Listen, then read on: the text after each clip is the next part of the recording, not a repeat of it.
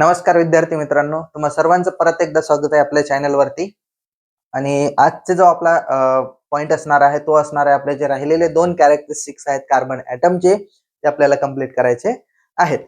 Last लेक्चरमध्ये आपण काय पाहिलं होतं की आपलं जे टेट्रा व्हॅलेन्सी असते कार्बनची ती कशी असते आणि नेक्स्ट इलेक्ट्रोनिगेटिव्हिटी. ठीक आहे, त्याबद्दल आपण खूप डिस्कशन केलेलं आहे. आणि आता आपल्याला बघायचं आहे की जे आपली तिसरी कॅरेक्टरिस्टिक्स आहे त्याला आपण म्हणतो कॅटेनेशन. काय म्हणत असतो? कॅटेनेशन म्हणत असतो. बघा, थर्ड प्रॉपर्टी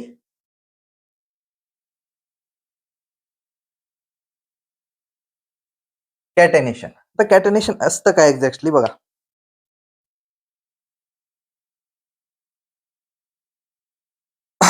कार्बन ॲटम आहे. आता असं नाही की फक्त एकच कार्बन ॲटम आहे, भरपूर सारे कार्बन ॲटम्स आहेत. ते एकमेकांना सेल्फ लिंक करतात. सेल्फ लिंक करतात म्हणजे कार्बन जे सेम ॲटम्स असतात ते एकमेकांसोबत काय करतात, लिंकेज करत करत जातात.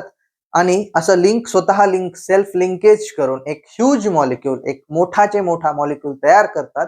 तीच जी प्रॉपर्टी असते कार्बनची त्याला आपण काय म्हणत असतो? कॅटेनेशन प्रॉपर्टी म्हणत असतो. ठीक आहे, त्याला आपण काय म्हणतो? Self linking property.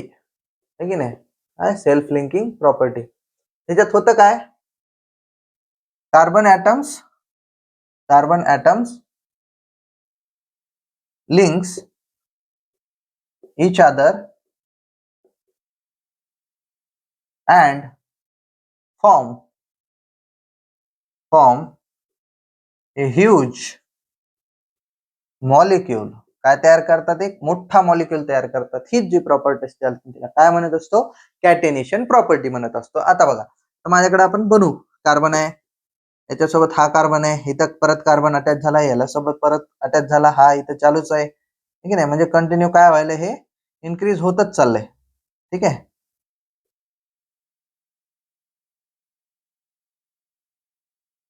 आणखी हा चला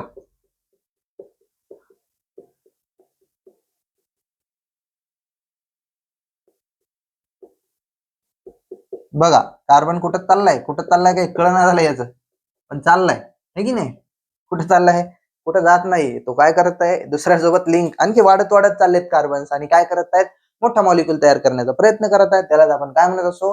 कॅटेनेशन प्रॉपर्टी म्हणतात. असं नाही की रिंगच बनवा, हेच बनवा, काही होऊ शकतं. आता हे एका स्ट्रेट चेन मध्ये दिसतात, कुठं रिंग बनवत असतील, है की नाही? मोठी रिंग बनवत असतील, आणखी काही काही तयार करत असतील वेगवेगळ्या प्रकारे. कोणी झाड बनवत असेल, कोणी काहीतरी बनवत असेल, त्यालाच आपण काय म्हणत असतो?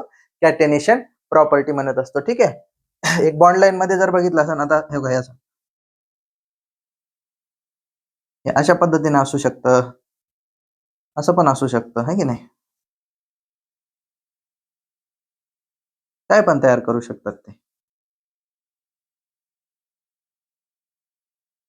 अशा पद्धतीने. म्हणजे एक मोठा मॉलिक्यूल तयार करतात. काय होतात? स्वतः एक दुसऱ्यासोबत काय करतात? बॉन्ड बनवतात आणि एक मोठा मॉलिक्यूल तयार करतात.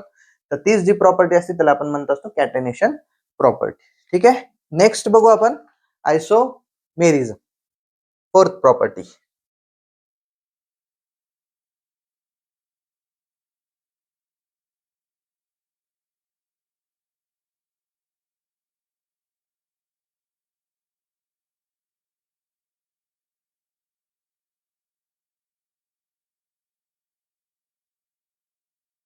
आपली लास्ट वाली प्रॉपर्टी, लास्ट वाले कॅरेक्टरिस्टिक, त्याचं नाव आहे आपलं आयसोमेरिझम. आयसोमेरिझम म्हणजे काय असतं बघा. ठीक आहे, एखादा मॉलिक्यूल आहे तुमचा, काय आहे? मॉलिक्यूल आहे. तर त्या मॉलिक्यूल मध्ये सेम नंबर ऑफ कार्बन आहेत.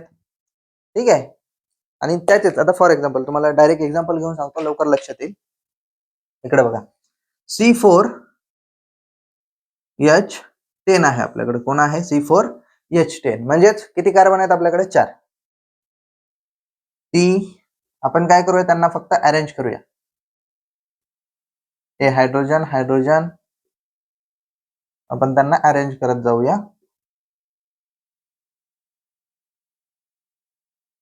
आता बघा, टोटल कार्बन किती आहेत माझ्याकडे?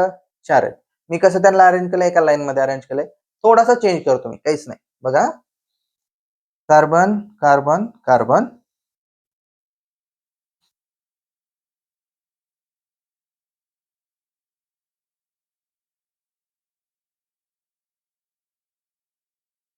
दोन मॉलिक्यूल आहेत. आता दोन्ही मॉलिक्यूलचा मॉलिक्युलर फॉर्म्युला सेम आहे. आता कसं आहे सांगतो बघा. कार्बन किती होते आपल्याकडे? 4. याच्यात आहेत का बघू? 1 2 3 4, 4 कार्बन आहेत. हायड्रोजन काउंट करू आपण. 10 आहेत. 1 2 3 4 5 6 7 8 9 10. हायड्रोजन पण 10 आहेत. Okay good. आता इकडे बघा, याच्यामध्ये कार्बन मोजत 1 2 3 4, बरोबर. हायड्रोजन मोजू आता. 1 2 3 4 5 6 7 8 9 10. त्याच्यामध्ये पण काय आहेत? सेम नंबर ऑफ आयटम्स आहेत, हायड्रोजन असो किंवा कार्बन असो. ठीक आहे. तर दोन मॉलिक्युल्स आहेत, दोन्हीचा मॉलिक्युलर फॉर्म्युला सेमच आहे, फक्त त्यांची जी स्ट्रक्चरल अरेंजमेंट आहे किंवा त्याचं जे स्ट्रक्चर आहे ते कसं आहे? डिफरंट आहे. काय आहे? डिफरंट आहे. तर असे मॉलिक्युल्स ज्यांचा मॉलिक्युलर फॉर्म्युला सेम असतो पण त्यांची जी स्ट्रक्चरल अरेंजमेंट असते ती असते वेगळी, तर त्याच दोन मॉलिक्युल्सला आपण काय म्हणत असतो? आयसोमर्स म्हणत असतो. आणि हा जो फिनॉमेना आहे ज्याच्यामध्ये एक मॉलिक्यूल दोन वेगवेगळे स्ट्रक्चर शो करू शकतो, तर त्याच फिनॉमेनाला आपण काय म्हणत असतो?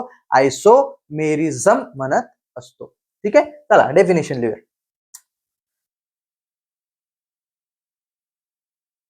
Molecules which having same molecular formula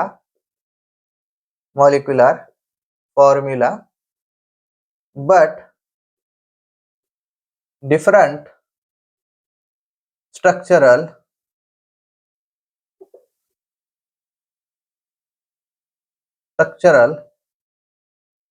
arrangement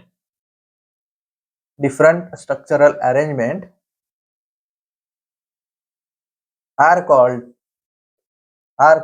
isomers. काय म्हणतो आपण त्याला? आयसोमर्स. and the phenomenon is called isomerism. आता हे एकमेकांचे काय आहेत? आयसोमर्स आहेत आणि एकाच मॉलिक्युलनं वेगवेगळे दोन स्ट्रक्चर शो केले म्हणून आपण त्याला काय म्हणत असतो? आयसोमेरिझम. ही झाली कार्बनची लास्ट वाली कॅरेक्टरिस्टिक्स, त्याला आपण काय म्हणत असतो? आयसोमेरिझम. ठीक आहे. तर याच्या नंतर पासून आपलं जे नॉमेनक्लेचर आहे त्याला ऍक्च्युअल मध्ये स्टार्टिंग होत आहे. तर कशी होत आहे बघा. आपल्याला क्लासिफिकेशन करायचे कार्बनच्या कंपाऊंडचं बेस्ड ऑन देअर कार्बनचे अरेंजमेंट, बेस्ड ऑन देअर वेगवेगळ्या पद्धतीने त्यांना कसं म्हणजे जे कंपाऊंड्स असतात ते वेगवेगळ्या पद्धतीने कसे असतात त्याच्यानुसार आपल्याला त्याला काय करायचंय? अरेंज करायचं आहे. ठीक आहे. तर याच्या नेक्स्ट जो पार्ट आहे ते आपण काय करूया? नेक्स्ट लेक्चर मध्ये कव्हर करून घेऊया. ठीक आहे. थँक्यू. भेटूया नेक्स्ट लेक्चर मध्ये.